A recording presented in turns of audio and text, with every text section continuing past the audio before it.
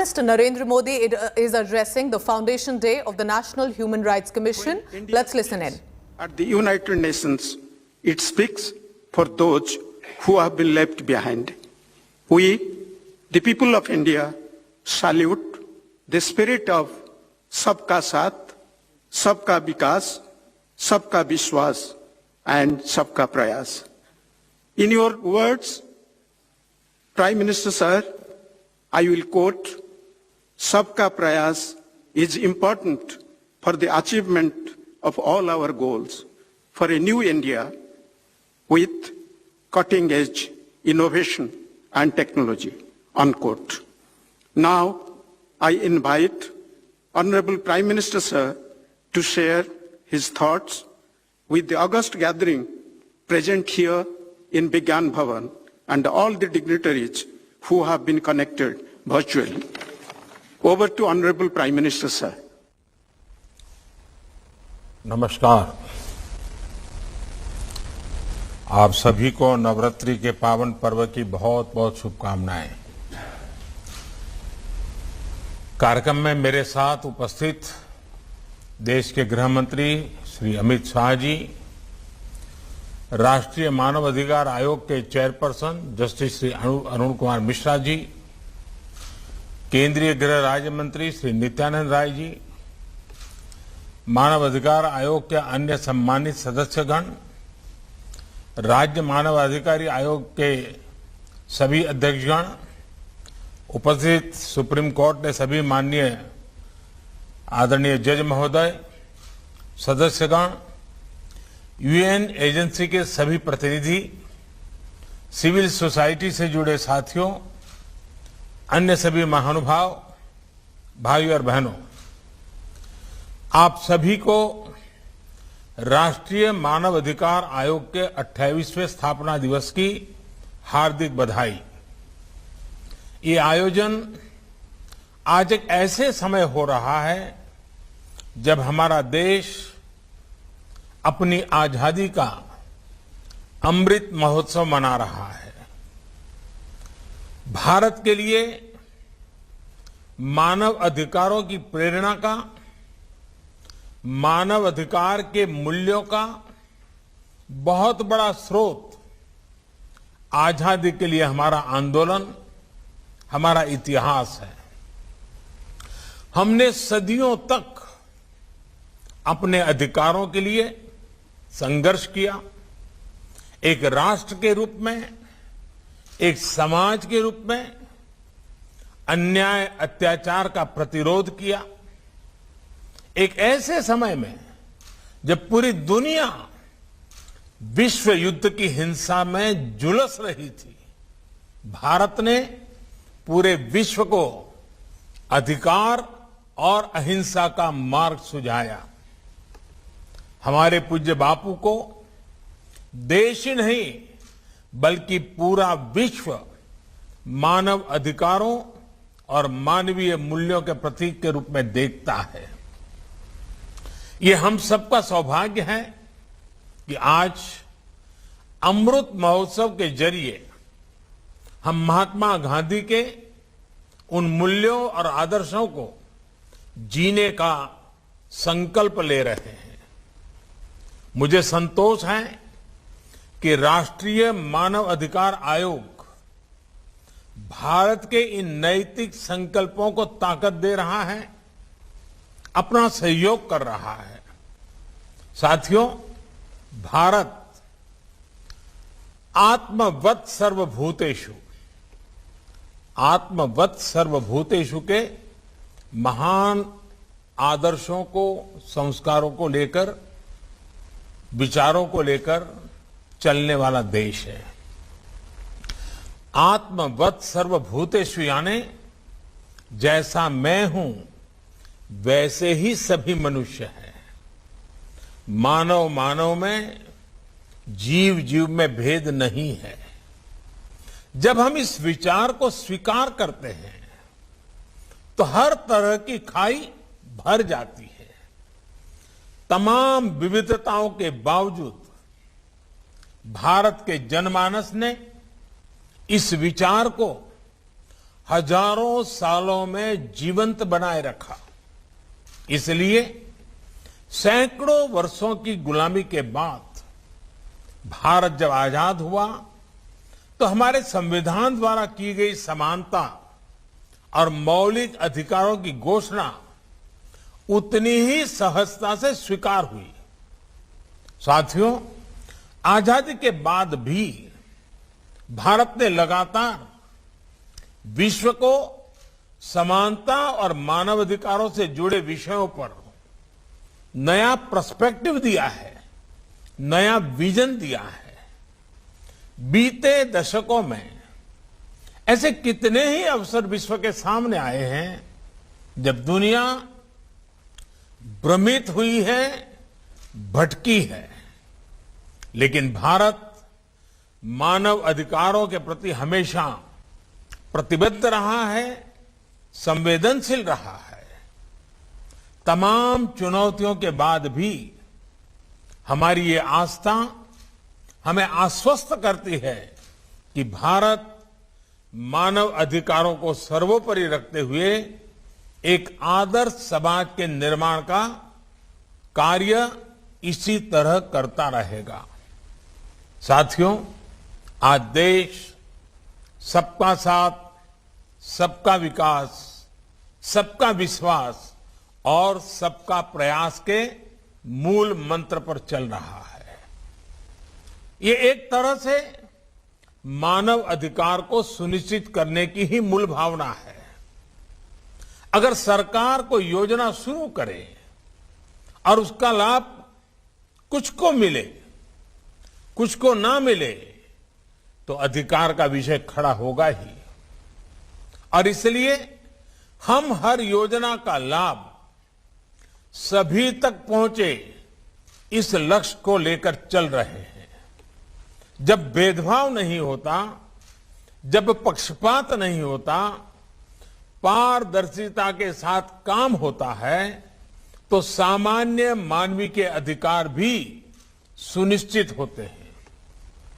इस 15 अगस्त को देश से बात करते हुए मैंने इस बात पर बल दिया है कि अब हमें मूलभूत सुविधाओं को 100% सैचुरेशन तक लेकर जाना है।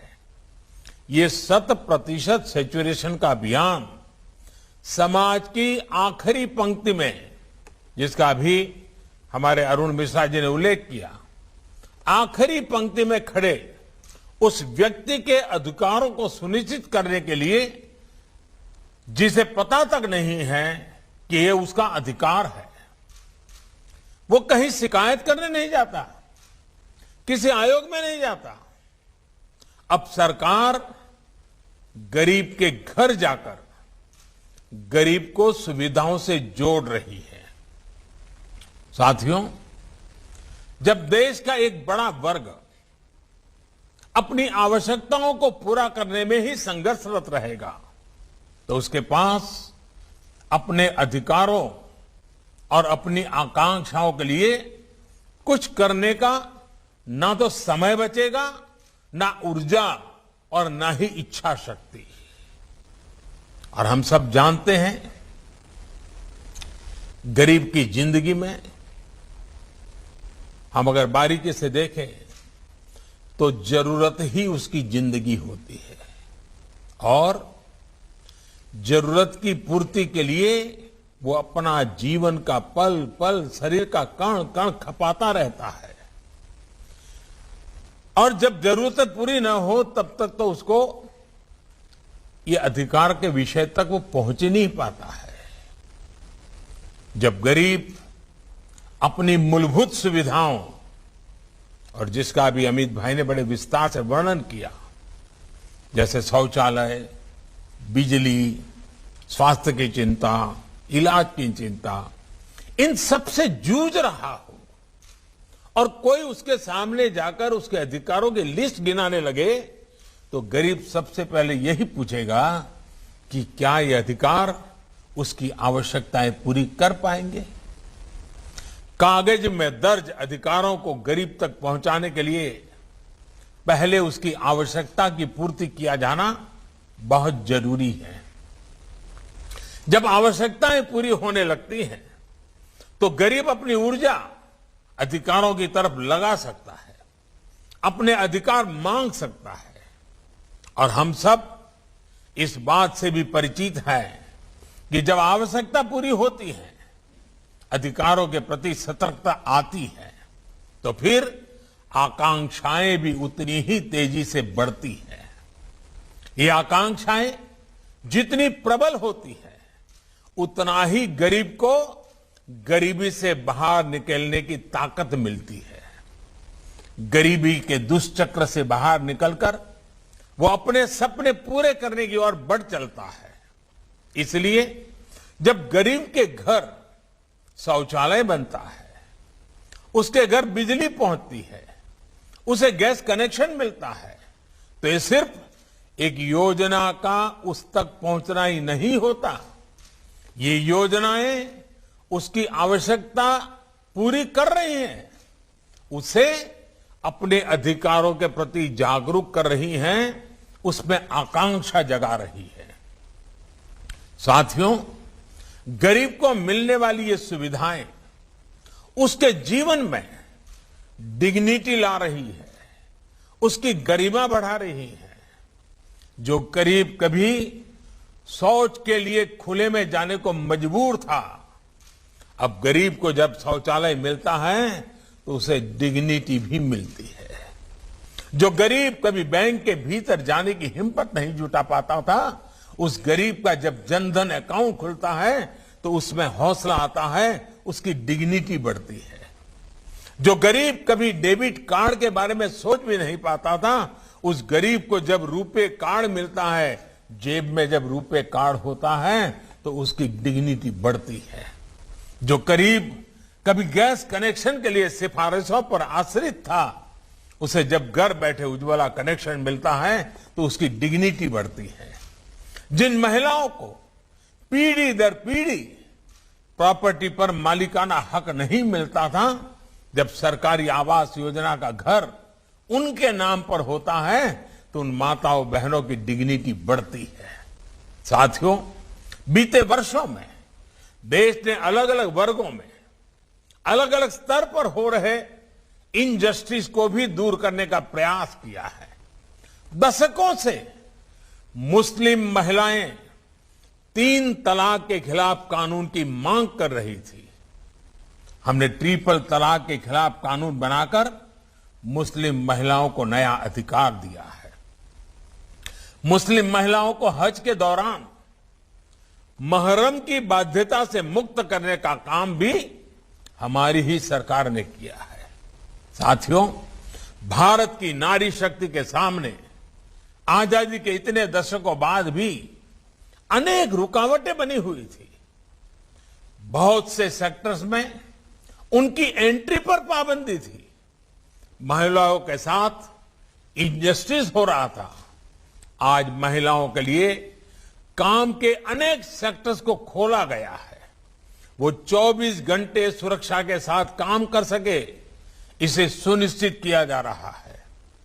दुनिया के बड़े बड़े देश ऐसा नहीं कर पा रहे हैं, लेकिन भारत आज करियर वुमेन को 26 हफ्ते की पेड मैटरनिटी लीव दे रहा है।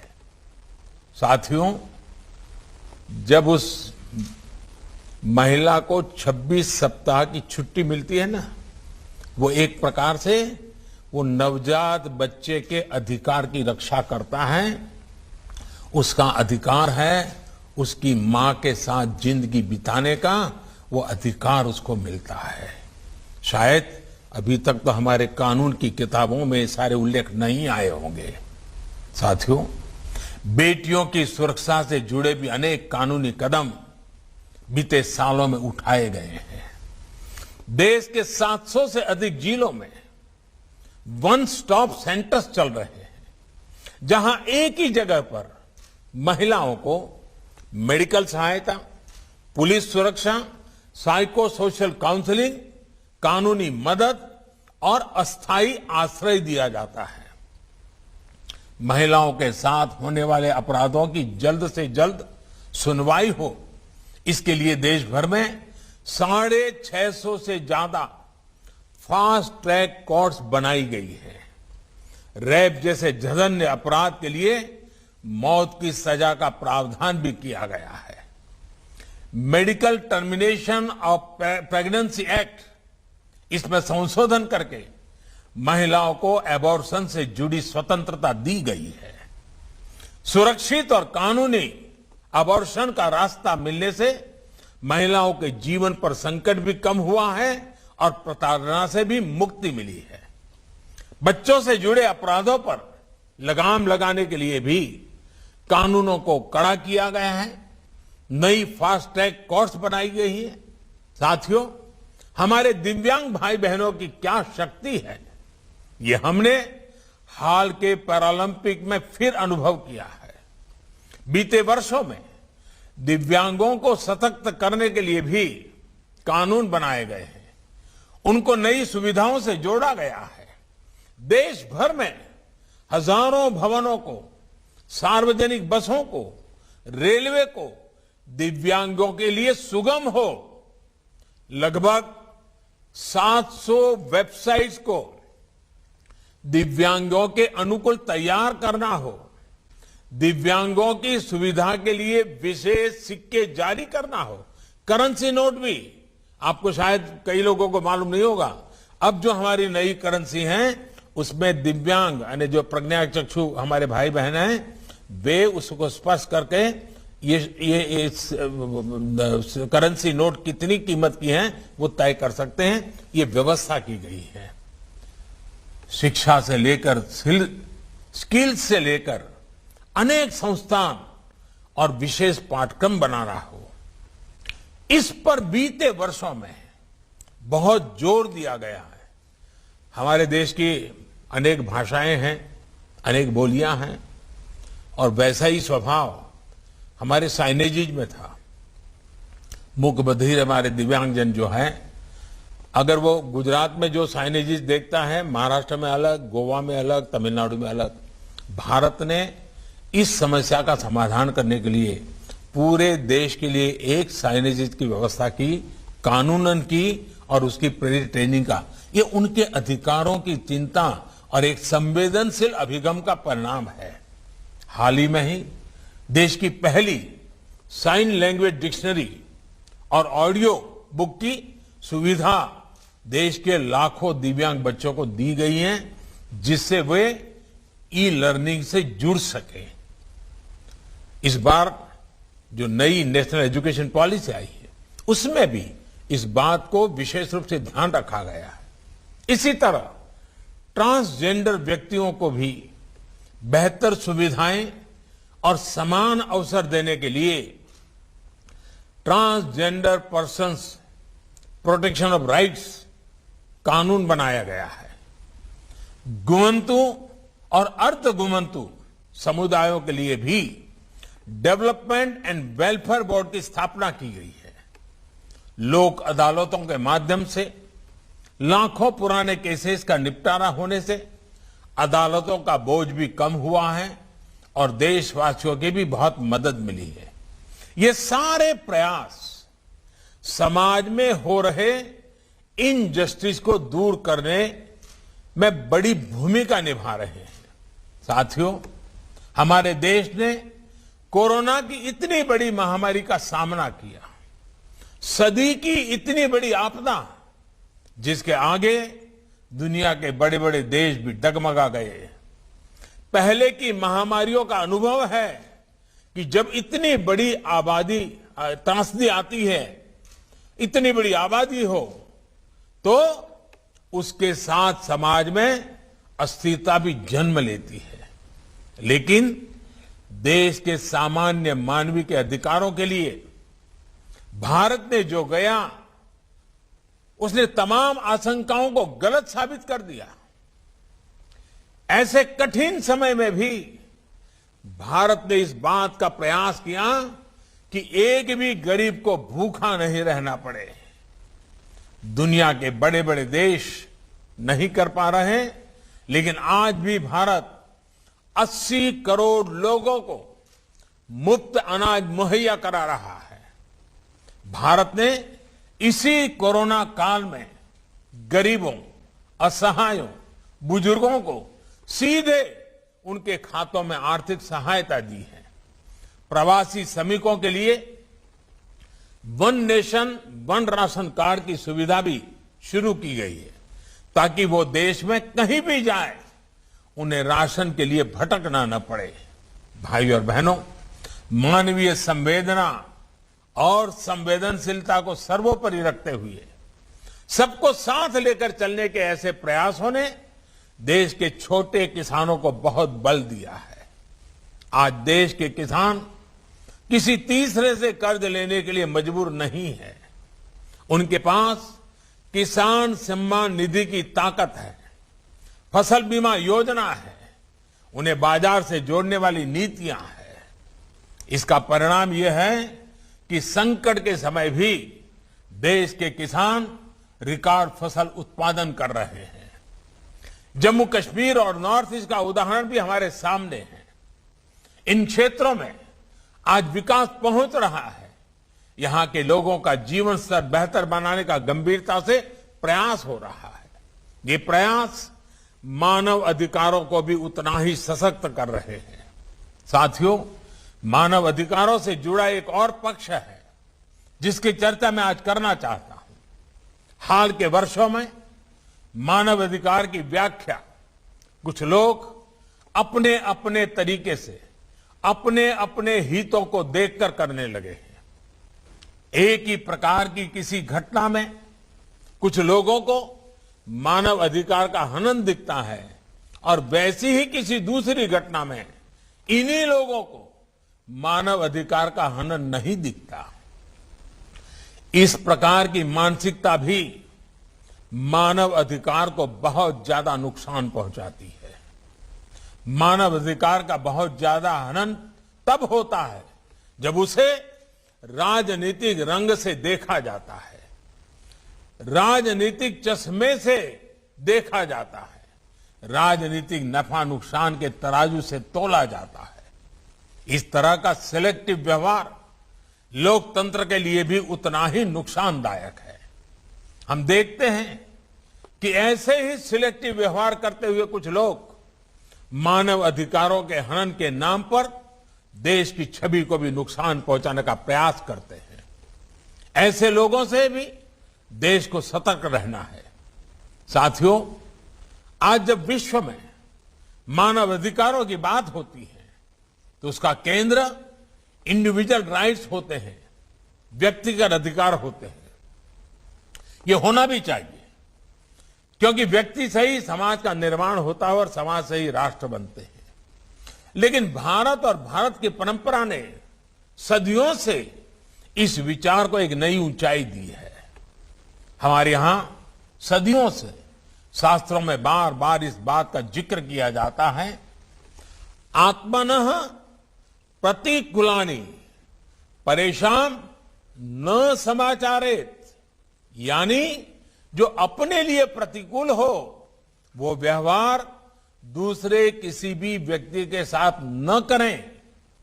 इसका अर्थ यही है कि मानव अधिकार केवल अधिकारों से नहीं जुड़ा, बल्कि ये हमारे कर्तव्यों का विषय भी है।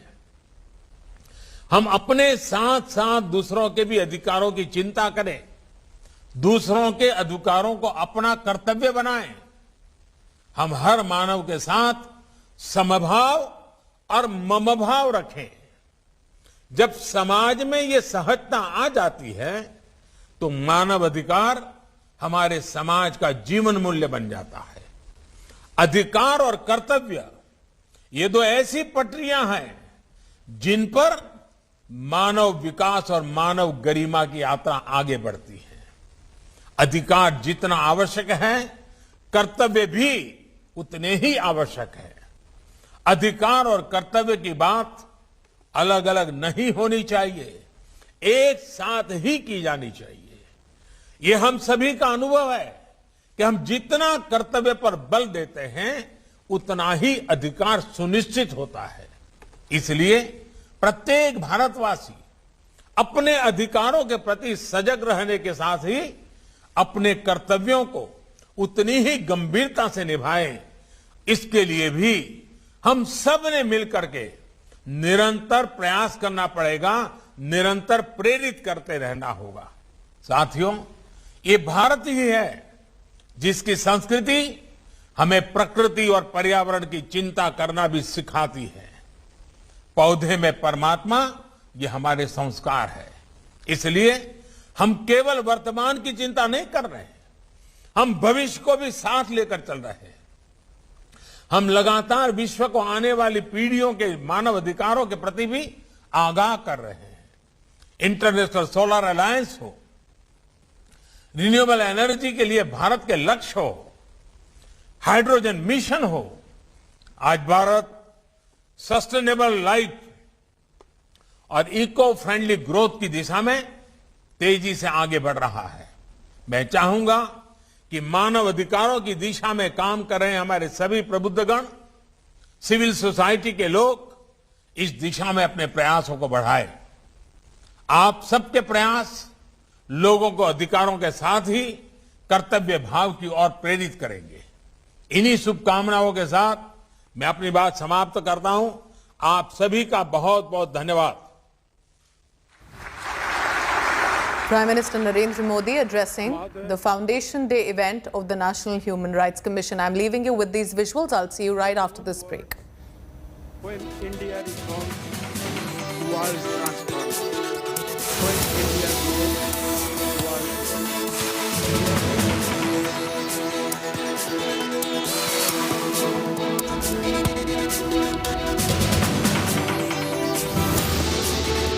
Let's take a look and first at the headlines at 12.